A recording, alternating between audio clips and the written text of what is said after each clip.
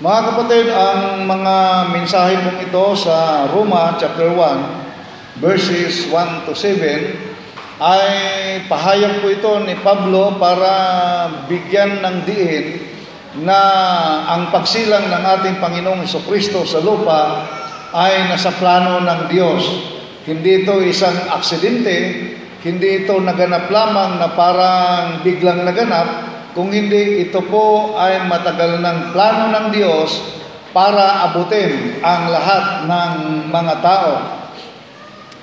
At ang planong ito ng Diyos, ng ating Ama, ay ipinahayag dito ni Apostol Pablo sa mga taga-Roma, nang sa ganon ang mga tao sa Roma ay makaalam ng katotohanan, makaalam sila ng talagang plano ng Diyos at maramdaman nila na ang hintil pala ay kasama sa plano ng Diyos at hindi ang mga Israelita lamang. Ang Roma kasi, mga kapatid, ito po ay tinatawag noong unang panahon na hintil. Ang ibig sabihin ng hintil o Gentiles or pagano sa ibang mga salita ay mga taong hindi Israelita, yung mga taong hindi kumikilala sa Diyos ng Israel. Pag ikaw ay hindi lahi ng Israel, ay hintil ang tawag sa iyo. Ang sulat na ito ni Pablo ay para sa taga-Roma, kaya ang sulat na ito ay para sa mga hintil at ipakilala sa kanila, ipadama sa kanila na kayo ay kasama sa plano ng Diyos. Kaya sinimulan ni Pablo ang kanyang sulat sa pagpapakilala sa kanya. Tingnan niyo, mga kapatid, pag si Pablo po ay nagpakilala, simpleng pagpapakilala lamang kung sino siya. Sabi niya rito, si Pablo na alipin ni Jesucristo, tinawag upang maging apostol, ibinukod para sa ebanghelyo ng Diyos. So, siya po bilang writer, kailangan niya pong magpakilala kung sino siya. Mahirap kasing basta ka na lang magsusulat nang hindi ka nakikilala kung sino ka. Sa kasalukuyan, kung tayo po ay gagawa ng mga libro o kaya article, ay inilalagay din po natin yung ating pangalan. At hindi simpleng pangalan ang inilalagay natin, kung hindi inilalagay natin yung educational background. Kung tayo ay abogado, kung tayo ay doktor, kung tayo ay master degree, so inilalagay po natin yon. Ay kung marami kang pinag-aralan, inamumutik-tik doon sa mga educational background ang iyong ilalagay. Kaya nga sa aming mga pastor, pag kami ay nag-aral ng doktor, dalawa nang inilalagay, Reverend Doktor. Kung ikaw ay naging bishop pa, paano mo na ilalagay yung iyong pangalan doon? Ang dami, ano po. So kung dubli-dubli na yung pinag-aralan mo, halimbawa engineer ka pa, attorney ka pa, paano mo isasabit ngayon yung mga title na yon? Ang ginagawa ang pangkaraniwang ginagawa, inilalagay after name, inilalagay na lang ito yung lahat ng mga achievements mo sa buhay. Pagkatapos, gumagamit ka na lang ng isang title na gusto mong itawag sa iyo. Dito kay Pablo, ay nakapagtapos po ito ng pag-aaral kasi siya ay nag-aral kay Gamaliel. So may pinag-aralan po ito sapagkat ito ay isang Pariseo. Ang Pariseo noong unang panahon ay attorney ang kanilang katapat.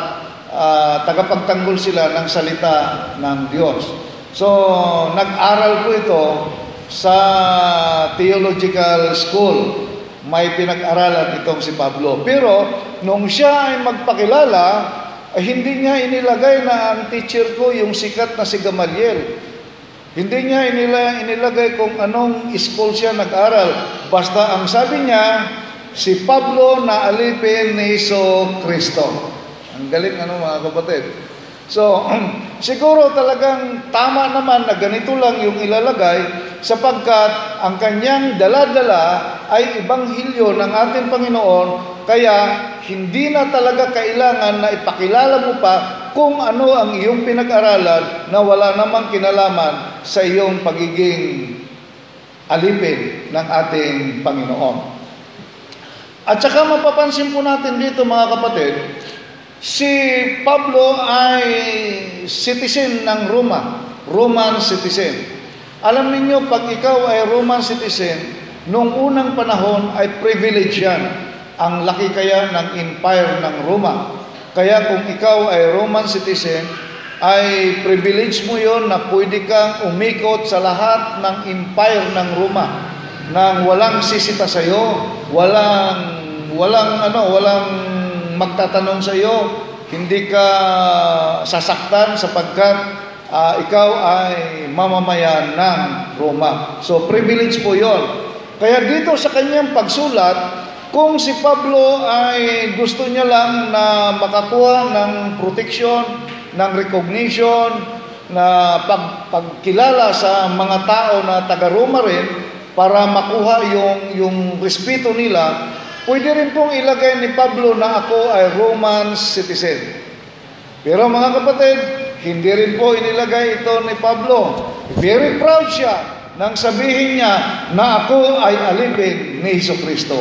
Are you proud being a servant of Jesus Christ, mga kapatid? Proud ba tayo? O baka naman nahihiya tayong malaman na tayo ay Kristiyano. Nahihiya tayong makita ng mga kaibigan natin na tayo ay nagdadala ng Biblia. Minsan, napipilitan tayo magdala, pero yung Bible na naitatago sa bulsa. Mga kapatid, wag po tayong mahiya na tayo ay alipin ng ating Panginoon. Amen? Naku, ayaw mag-amen. Talaga naman. Huwag po nating ikahiya na tayo ay naglilingkod sa ating Panginoon. So, si Pablo na alipin ni Jesucristo, at sabi niya, tinawag upang maging apostol, ibinukod para sa Ebanghelyo ng Diyos. So, yung salitang apostol, mga kapatid, ibig sabihin, ito ay mayroon siyang natatanging gawain. Ang katumbas nito ay yung degree ng paralilisin niya ay katumbas ng ambasador. Ibig sabihin, ang ambasador ay sinusugo sa ibang bansa. Ang dala-dala niya kapag siya ay isinugo bilang ambasador, hindi ang kanyang pangalan, hindi ang kanyang pamilya, kung hindi nire-represent niya ang kanyang bansa. So kung ikaw ay apostol ng ating Panginoong Jesucristo, you are representing Jesus Christ and not yourself. Ito yung pagkakamali, mga kapatid, ng maraming mga preachers. Sapagkat kung sila ay mangaral, ang ipinagmamalaki nila ang kanilang mga sarili. Hindi ang ating Panginoong Jesucristo. Sinugo lamang tayo ng ating Panginoon, yung mga preachers na yan, isinusugo yan ng ating Panginoon, kaya wala po silang dapat na nire-represent kung hindi ang ating Panginoong Jesucristo lang. Katulad po ng ating mga nalalaman, o kaya naman kung hindi nyo alam sa kasalukuyan, ito po yung maririnig natin sa ibang mga reliyon. Mayroong nagsasabi na sila ay appointed son of God. Kaya ang sabi nila, kami ay sinugo. Yun po ang kanilang sinasabi, sapagkat appointed son of God. Mga kapatid, hindi po ang sarili ang ipinapakilala. Dapat ang ipinapakilala, kung ikaw ay talagang sinugo ng ating Panginoong Jesucristo, ang ipapakilala mo, hindi ang iyong sarili, hindi ang iyong mga pinag-aralan, hindi kung ano-ano ang nasa katauhan mo, kung hindi ang dapat mong ipakilala ang ating Panginoong Jesucristo. Dahil ambasador po tayo ng ating Panginoon, kaya siya lang po ang dapat na ipakilala. Ang isang ambasador ay ibinukod upang ipakilala, i-represent ang kanyang bayan. Ibinukod tayo, ibinukod itong si Pablo para i-represent ang ating Panginoong Hesukristo. At sa pamamagitan ng kanyang pagre-represent, ang daladala niya, mga kapatid, ay ang Ebanghelyo mismo. Pag nag-represent ka ng ating Panginoon Hesukristo, wala kang ibang dapat na ipinapangaral kung hindi ang banal na kasulatan. Itong Ebanghelyo ng ating Panginoon Hesukristo. Pag nangangaral tayo, hindi tayo gumagamit ng kung ano-anong mga encyclopedia para i-present natin ang ating sarili, para i-support yung claim natin na tayo ay talagang sinugo, na tayo ay talagang anointed ng Diyos, sinugo tayo para iangat ang ating sarili. Gagamit tayo ng ibang mga books para gawin ang bagay na yun. Mga kapatid, hindi po tama yung ganyang pangangaral. Hindi ka ambasador ng ating Panginoon. Hindi ka pinili ng Panginoon para mangaral ng kanyang salita kung ganyan ang style ng pangangaral. So dito, mga kapatid, simpleng sinabi ni Pablo, alipin ako ni Jesus. Ako ay tinawag upang maging apostol, ibinukod para ipangaral ang kanyang mga salita. So, simple mga kapatid, yung salitang Ebanghelyo, ang ibig sabihin nun, salita ni Hesukristo. At ang salita ng ating Panginoong Hesukristo ay nandito po sa banal na kasulatan. Sa verse 3, ang sabi niya rito,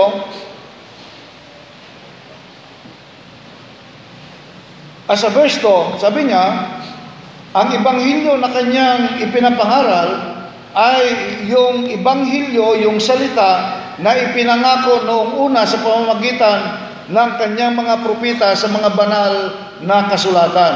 So mga kapatid, yung Ebanghelyo, yung ipinapangaral, yung Kristo na ipinipresent ni Apostol Pablo, ay ito po yung Kristo na ipinangako noon pa mang una sa pamamagitan ng kanyang mga propeta. Kaya yung pagsilang, yung pagdating ng ating Panginoong Hesukristo, hindi po ito basta lang dumating dito, kung hindi nakaplano ito, dahil ito ay ipinangako noon pa mang unang panahon sa pamamagitan ng kanyang mga propeta. Kaya na-foretold na po ang ating Panginoon Hesukristo sa kanyang pagparito dito sa lupa.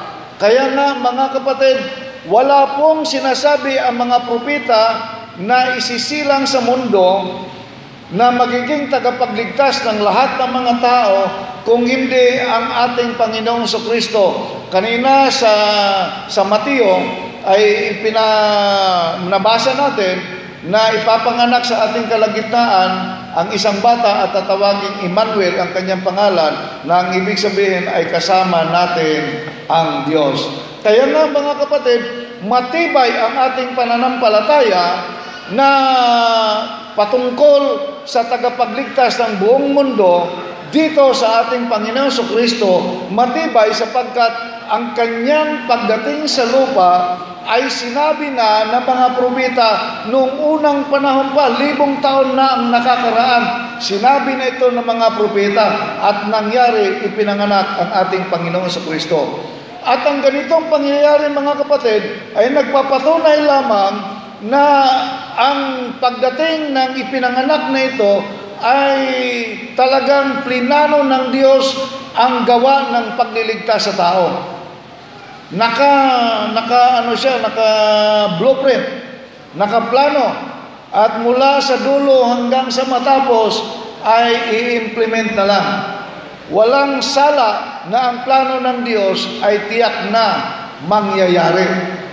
Kaya nga, mga kapatid, mga galak tayo sa ating puso sapagkat ang ipinagdiriwang natin na kapanganakan o pagsilang ng ating Panginoon Hesukristo ay tumpak na ipagdiwang sapagkat yan ang ating tagapagligtas. Marapat lamang na tayo ay magsaya, taon-taon ipinagdiriwang natin sapagkat ang ating ipinagdiriwang ay ang ating Savior, ang tagapagligtas na isinugo dito sa ating kalagitnaan.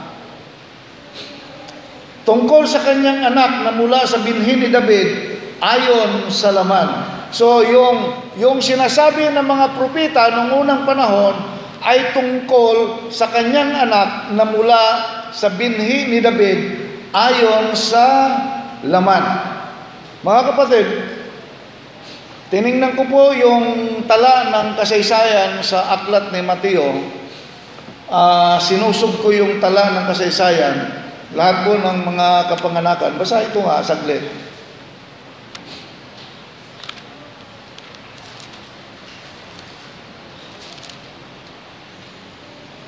Dito po sa chapter 1, sabi rito, ito ang aklat ng lahi ni Jesucristo na anak ni David, na anak ni Abraham. Naging anak ni Abraham si Isaac, naging anak ni Isaac si Jacob, at naging anak ni Jacob si Judah at ang mga kapatid nito. So pababa po yan hanggang sa dumating po sa ating Panginoong Jesucristo. Sabi rito sa 15 hanggang 16, naging anak ni Elio si Eleazar, naging anak ni Eleazar si Matan, at naging anak ni Matan si Jacob. Naging anak ni Jacob si Jose. Ito na po si Jose na asawa ni Maria na siyang nagsilang kay Jesus na tinatawag na Kristo. Sa makatuwid, ang lahat ng salinlahi mula kay Abraham hanggang kay David ay 14. Mula kay David hanggang sa pagkadalagdihan sa Babylonia ay 14 na salinlahi. At mula sa pagkadalagdihan sa Babylonia hanggang kay Kristo ay 14 din na salinlahi. So dito mga kapatid, ang sinasabi rito tungkol sa kanyang anak na mula sa binhi ni David ayon sa laman ay pinatutunayan po ito sa sulat ni Mateo na si Jesus ay mula sa lahi ni David. At alam niyo mga kapatid, ang pinanggalingan ni David ni Jesus na mula sa lahi ni David, ito po ay sinabi na ni propeta Nathan noong unang panahon, sa 2 Samuel chapter 7. Tingnan natin na 2 Samuel. Chapter 7 verses 12-16. Sabi niya rito, kapag ang iyong mga araw ay naganap na at ikaw ay matutulog na kasama ng iyong mga ninuno, sa aking ibabangon ang iyong binhi pagkatapos mo. Ang nagsasalita dito mga kapatid, si propeta Nathan. Ang kanyang pinagsasabihan ay si David. So, kapag naganap na ikaw ay matutulog na, ibig sabihin, pag ikaw ay mamamatay na, kasama ng iyong mga ninuno, aking ibabangon ang iyong lahi pagkatapos mo, na magmumula sa iyong katawan, at aking itatatag ang kanyang kaharian. So referring to Jesus Christ nito, siya ay magtatayo ng bahay para sa aking pangalan at aking itatatag ang trono ng kanyang kaharian magpakailanman. Ako ay magiging kanyang ama at siya ay magiging aking anak. Kapag siya ay gumawa ng kasamaan, parurusahan ko siya ng pamalo ng mga tao at ng panghampas ng mga anak ng mga tao. Ngunit hindi ko alisin sa kanya ang aking tapat na pag-ibig gaya ng aking pagkaalis nito kay Saul na aking inalis sa harapan mo. So mga kapatid, dito pa lang si propeta Nathan, sinabi niya na ito na ang isusugo na tutupad sa kalooban ng Ama, ang ating Panginoong Jesucristo, ay magmumula sa lahi ni David. At dito sa ating binasa, ang ipinapangaral ni Apostol Pablo, ang laman ng kanyang ebanghelyo tungkol sa kanyang anak na mula sa binhi ni David ayon sa laman.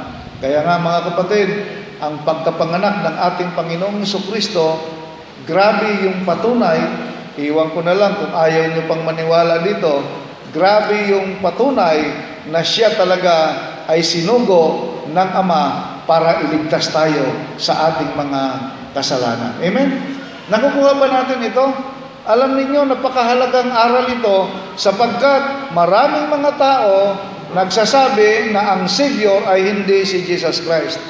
Ang dami kayang Savior ng iba't ibang mga relihiyon. Ang problema sa kanila, sila na nagkiklaim na sila ay sinugo para iligtas ang sangkatauhan, wala namang magpapatunay sa kanila na ibang kasulatan. Walang magsusupport ng kanilang claim. Ang kanilang claim, sila lang ang nag-declare. Claim lang nila sa kanilang sarili. Walang magpapatunay na ang kanilang pangalan ay binanggit na 1,000 taon pa ang nakakaraan. Wala pong magpapatunay na gano'n. Yung kanilang mga sinasabi na sila ay sinugo, ay personal claim na sila lang ang magpapatunay sa kanilang sarili. Kung ganun po ang mangyayari kahit sa korte, hindi po pinaniniwalaan yan kung wala kang testigo. Amen?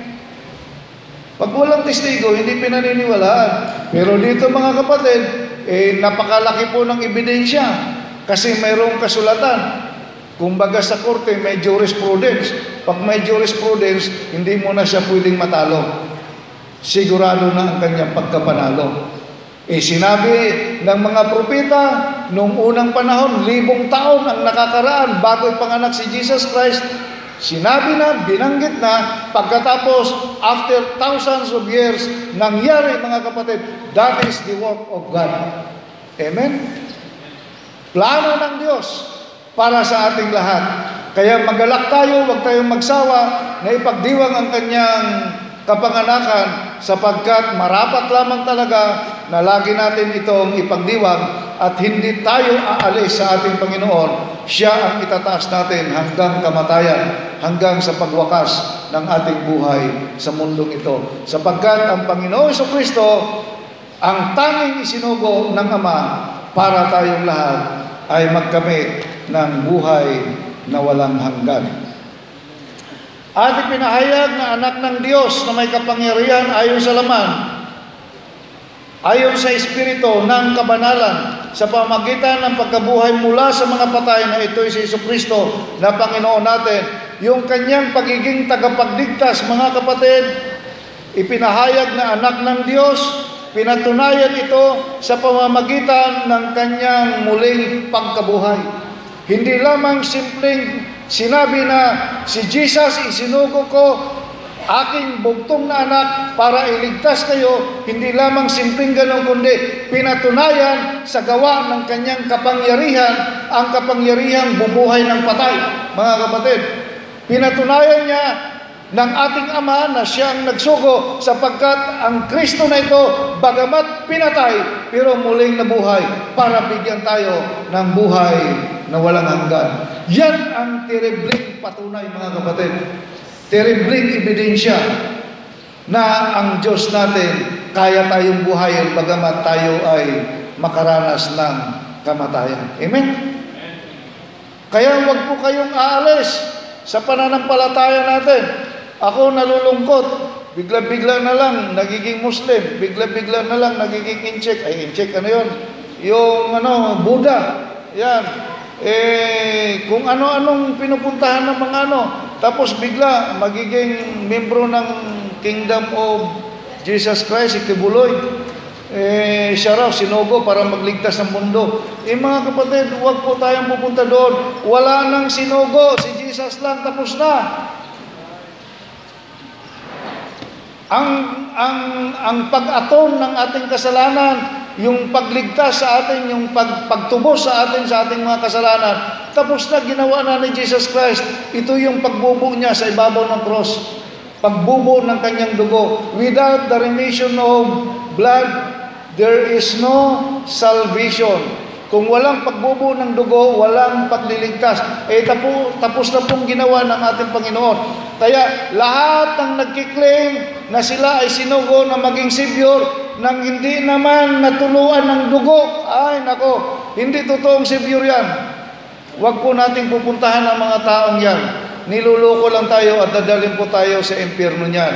Kaya I challenge you mga kapatid, wag lang po kayo nakikinig ng sermon, magbasa po kayo ng banal na kasulatan. Nakakapanood kayo ng sine. Magkano ang sine? 150 o kaya 200 o 250. Ang Biblia 100, 150, 200, maganda na po. Nandyan ang PCBS, bumili kayo. Mag-invest naman tayo para sa kaligtasan natin. Hindi yung tiyan lang natin ang pinaglalaanan natin ng investment. Mahirap yun, mga kapatid.